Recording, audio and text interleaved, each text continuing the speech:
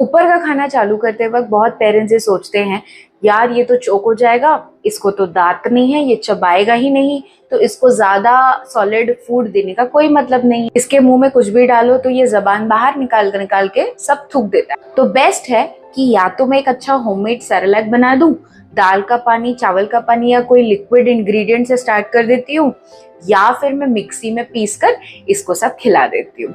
ये पेरेंट्स का common strategy है और इसके पीछे रीजन ये है, उन्हें पता ही नहीं होता है कि कुछ चीजें तो इनमें से बच्चों की हरकतें नॉर्मल हैं और कैसे और कब बच्चा स्ट्रेटेजिकली डेवलपमेंटली रेडी होता है अपने लिए हर तरह के फूड एंड टेक्सचर को खाने के लिए।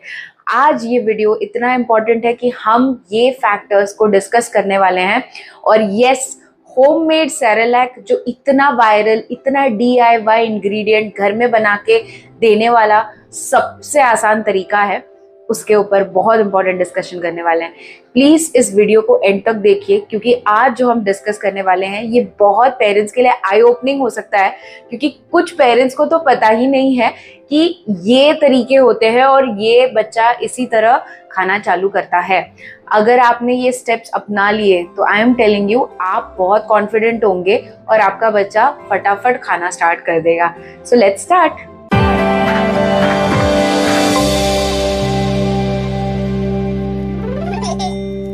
हाय, मैं डॉक्टर राजेश्वरी, मैं कंसल्टेंट पीडियाट्रिशियन एंड न्यूनेटोलॉजिस्ट हूँ और एक बच्चे की माँ हूँ। ये मेरा बेबी है और सिर्फ 7.5 महीने की है और ये खुद उठाकर चीजों को मुंह में डालकर खा पाती है। यस, ये 7.5 महीने में अचीव हो सकता है। मैंने अपने बेबी के लिए कोई भी होममेड सेरेलैक या उसकी रेसिपी अपनाई नहीं, एंड इसके पीछे एक स्ट्रेटेजी है जो मैं आज आपसे डिस्कस करने वाली। सॉलिड चालू करते वक्त दो चीजें होती हैं, एक तरीका होता है स्पून फीडिंग, दूसरा तरीका होता है बेबी लेड वीनिंग। ये बड़ा ही अंग्रेजी नाम है, बेबी लेड वीनिंग, कि बच्चे को पूरा कंट्रोल दे देते हैं कि बच्चा डिसाइड करेगा कैसे वो खाना खाएगा, उसके सामने आप खाना छोड़ दे, बेबी खुद उठाकर अपना खाना स्टार्ट करेगा। ये फूड आइटम्स कैसे होते हैं, क्या होते हैं, इसके ऊपर हम डिस्कस करेंगे। सेकेंड इज कि जो स्पून फीडिंग होता है, इसमें पेरेंट डिसाइड करेंगे कि वो कितना पोर्शन देंगे, बच्चे के मुंह में डालेंगे एंड बच्चा उसे स्पून से खाना स्टार्ट करता है। ये जो दो कॉन्सेप्ट है फीडिंग के अवेलेबल होते हैं। मोस्ट कॉमन इंडिया में स्पून फीडिंग अपनाया जाता है, बेबी लेड वीनिंग पे बहुत कम लोग जा पाते हैं। बट ऐसा है पेरेंट्स, बेबी लेड वीनिंग ये जो फॉरेन से निकला हुआ शब्द है, हमारे इंडिया में, अपने कंट्री में ये सदियों से प्रैक्टिस होते आ रहा है। ये आज है जो हम इतने वरिड होते हैं कि हमारे बेबीज को दांत नहीं है, चोक हो जाएगा, अरे हम कैसे मैनेज करेंगे। बट एक टाइम था कि बच्चा आराम से फैमिली पॉट में से खाना 7 महीने तक शुरू कर देता था और वो सब उठाकर खुद खाता था। ये आज नहीं, आज भी अगर हम गांव में जाएंगे ना तो बहुत सारे पेरेंट्स ऐसे ही खिलाते हैं। ये सिर्फ सर्टेन लैक ऑफ इंफॉर्मेशन के चलते हम इन चीजों से डरते हैं और अपने बेबी को उतने कॉन्फिडेंटली नहीं खिला पाते, और फिर इजाद होता है ये होममेड सेरेलैक का और प्यूरीज का, मिक्सर पे, ब्लेंडर पे, दाल चावल के पानी का, जिसके चलते बच्चे को तो न्यूट्रिशन मिलता ही नहीं है और एक होममेड सेरेलैक के चलते बच्चा टेस्ट एंड वेराइटी को एक्सेप्ट ही नहीं कर पाता है। पहले तो आप समझिए कि मैकेनिज्म ऑफ फीडिंग क्या होता है। बेबी जब 6 महीना कंप्लीट करता है उसमें कुछ साइंस ऑफ रेडीनेस होते हैं। आप इसका एक स्क्रीनशॉट ले लीजिए। ये सारे साइंस होते हैं कि अब आपका बेबी सॉलिड फूड स्टार्ट कर सकता है। Once baby solid food start करने के लिए रेडी है और 6 महीना पार कर दिया है, ठीक है, आप 15 दिन आगे पीछे कर सकते हैं। जरूरी नहीं है कि आप 6 महीना हो गया है, आज उसका 6 मंथ बर्थडे है और हम सॉलिड स्टार्ट कर दें। आप 15 डेज आगे भी जा सकते हैं, पीछे भी जा सकते हैं, डिपेंडिंग ऑन बेबी के रेडीनेस पे। 6 मंथ पे बेबी के जॉ एकदम रेडी हो जाते हैं, उसका इंटेस्टाइन रेडी होता है और 6 महीने के बाद से बच्चे को पहला दांत आने का भी संभावना आ जाता है। दांत ना होने के बावजूद भी बेबीज के गम्स इतने स्ट्रांग होते हैं कि वो कोई भी सॉलिड आराम से खा सकते हैं। तो आपको ये नहीं सोचना है कि उसको दांत नहीं है तो वो च्यू नहीं करेगा। पेरेंट्स जब 6 महीने का होता है बच्चा, उसका फर्स्ट एम होता है कि उसको पहले तो स्वॉलो करना सीखना है। 6 मंथ्स to 8 मंथ्स का जो पीरियड होता है, इसमें बेबी स्वॉलोइंग सीखता है। यस, वो सॉलिड फूड को निगलना शुरू करता है पहले, और उसका पहला एम होता है निगलना सीखना। इसके बाद जब बेबी 8 मंथ्स के आसपास आता है इसको कहते हैं च्यूइंग एक्शन, जो कि हम करते हैं, ये सीखता है। 8 मंथ के आसपास बच्चा खाने को साइड टू साइड टंग से मूव करना सीख जाता है। 6 मंथ्स टू 8 मंथ्स का विंडो इतना इंपॉर्टेंट है कि बच्चा इस दौरान फूड को एक्सेप्ट कर सिर्फ पानी ही नहीं, पानी तो वो वैसे भी पी रहा है ना, क्योंकि जो ब्रेस्ट मिल्क है वो ऑलमोस्ट वाटर है। अगर आप 6 महीने से 8 महीने का विंडो इसलिए बहुत इंपॉर्टेंट होता है क्योंकि यहाँ पे ही बच्चा निगलना सीखता है। और इसमें अगर आप जैसा बच्चे का दूध है, माँ का दूध या फॉर्मूला मिल्क है, उतना ही पतला अगर आप इंग्रेडिएंट देंगे तो बच्चा स्वॉलोइंग कहाँ सीखेगा? वो तो फिर डिफिकल्ट होने वाला है उसके लिए। जब 8 महीने आप बोलोगे अरे अब तो ये खा नहीं रहा। 8 मंथ्स ऑनवर्ड्स बच्चा जब चबाना चालू करता है, च्यूइंग एक्शन उसका डेवलप होता है। पहले बेबी बाइट ऐसा करना सीखेगा, फिर baby side to side movement सीखेगा। तो हमारा जो च्यूइंग मैकेनिज्म है वो ग्रेजुअली ओवर 1 ईयर तक डेवलप होता है। अगर आप 6 महीने पे होममेड सेरेलैक बनाएंगे, जो प्यूरी बनाएंगे, एकदम पतला पानी जैसा प्यूरी और वेरी वाटरी दाल का पानी, चावल का पानी, एंड होममेड सेरेलैक पे स्टिक करेंगे, तो पहला 6 महीने से 8 महीने के बीच में जो स्वॉलोइंग मैकेनिज्म है वो बच्चा लॉस्ट कर गया। वो स्वॉलोइंग के लिए उतनी तरह से आपके होममेड सेरेलैक पर ही चिपक के रह गया और वो प्यूरी और मिक्सी के स्मूथ पेस्ट को उसको आदत लग जानी है। फिर उसके बाद जो टेस्ट डेवलपमेंट है, मतलब बच्चा जो पैलेट डेवलप करना चाहिए, वो विंडो भी आपके हाथ से चला गया, क्योंकि इस पीरियड में आप हर तरह का वैरायटी एंड टेस्ट बेबी को दे सकेंगे। वो उसके टंग को पता नहीं है क्योंकि आपने एक होममेड सेरेलैक बना के रख लिया है, उसी में आपने 2-3 इंग्रेडिएंट को बस ऑल्टर किया है, उसको बनाया है और बच्चे को खिला दिया है।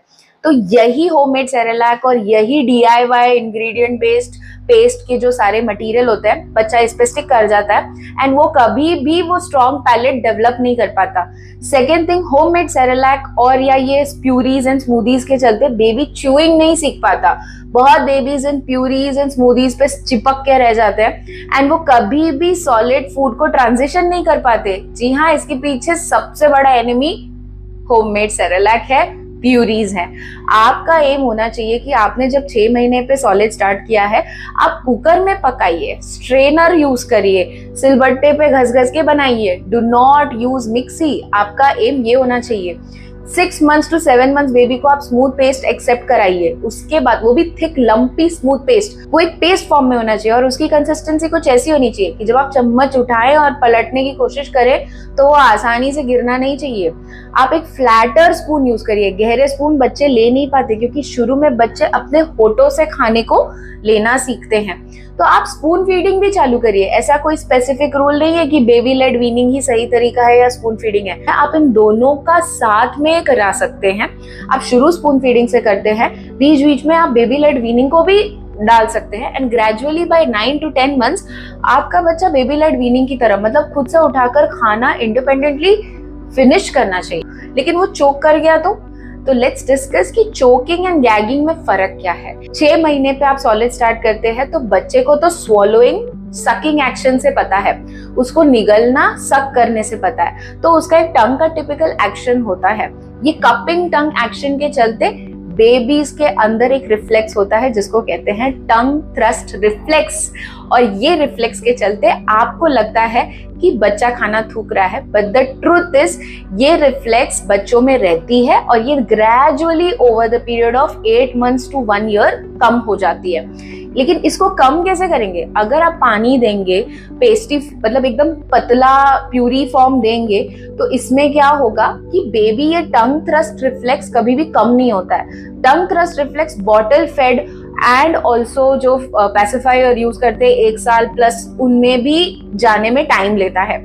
टंग थ्रस्ट रिफ्लेक्स में बच्चा बेसिकली खाना थूक नहीं रहा, बेबी अपना नॉर्मल सकिंग एक्शन कर रहा है जब आप उसके मुंह में खाना डालते हो, इसीलिए वो खाना वो सकिंग एक्शन के चलते बाहर आ जाता है क्योंकि उसको सक करना आता है, उसको टंग को रोल करके पीछे खाना निगलना अभी आया नहीं है। So this is not spitting the food, this is basically baby still not knowing कि खाना कैसे स्वॉलो करते हैं। ऑल्सो एक मोस्ट इंपॉर्टेंट है गैगिंग। गैगिंग क्या होता है कि बच्चे का जो गैग रिफ्लेक्स है, उकलाने वाला रिफ्लेक्स, ये बहुत आगे होता है। ये ग्रेजुअली जैसे जैसे टंग थ्रस्ट जाता है, गैगिंग का रिफ्लेक्स भी बेबीज में इम्प्रूव होने लगता है, वो सॉलिड्स पे गैग कर सकते हैं। एंड पेरेंट्स एकदम नॉर्मल है, सारे बच्चे ही सॉलिड फूड्स पे गैग कर सकते। गैगिंग बेसिकली हर बेबी करता है, कोई बेबी कम करता है, कोई बेबी ज्यादा करता है, और पेरेंट्स तुरंत घबरा जाते हैं कि अरे ये तो चोक कर गया, उठाकर उसको सीधा थपथपाने लगते हैं, उसके पास से खाना हटा देते हैं। फिर खाने से दुश्मनी हो जाती है पेरेंट्स की भी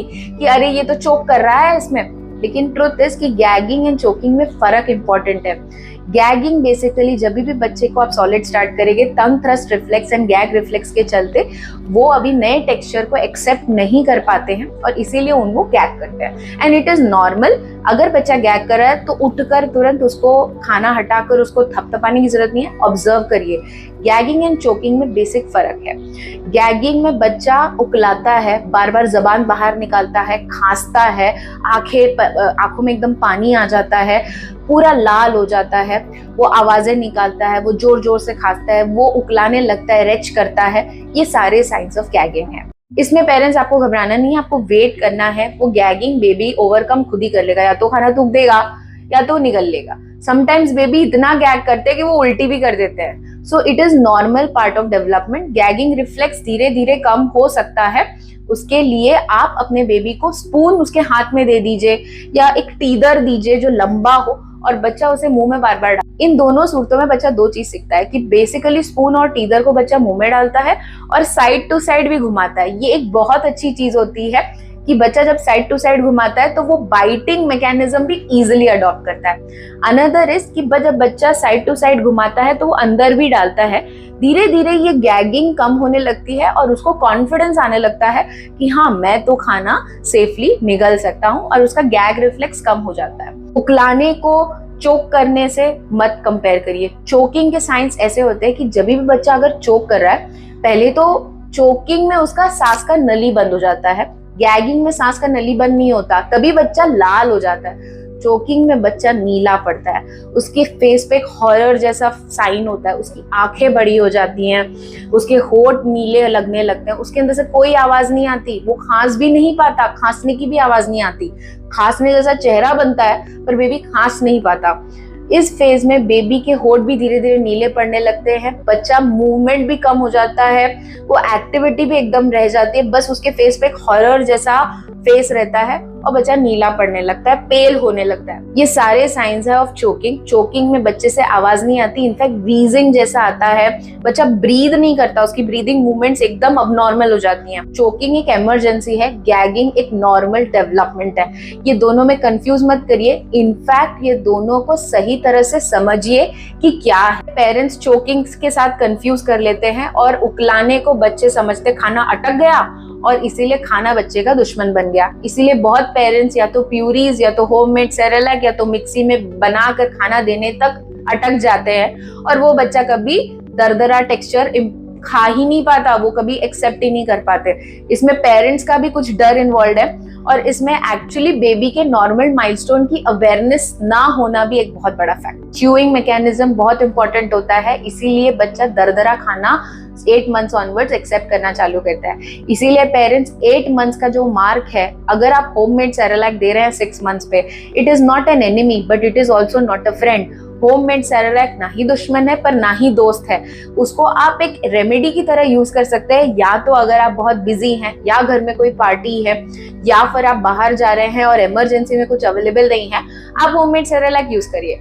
बट होममेड सेरेलैक को as a primary nutrition use करना गलत। होममेड सेरेलैक के डिसएडवांटेजेस ये हैं कि आपका बच्चा पहले तो एक ही पैलेट को चिपका रहता है, उसमें फ्लेवर एनहांसमेंट का बहुत स्कोप नहीं होता क्योंकि मल्टीपल इंग्रेडिएंट एक मिक्सी में रोस्ट करके ब्लेंड करके पानी या दूध के साथ बनाकर आपको दे दिया है। बहुत फ्लेवर उसमें समझ में नहीं आते बेबीज को।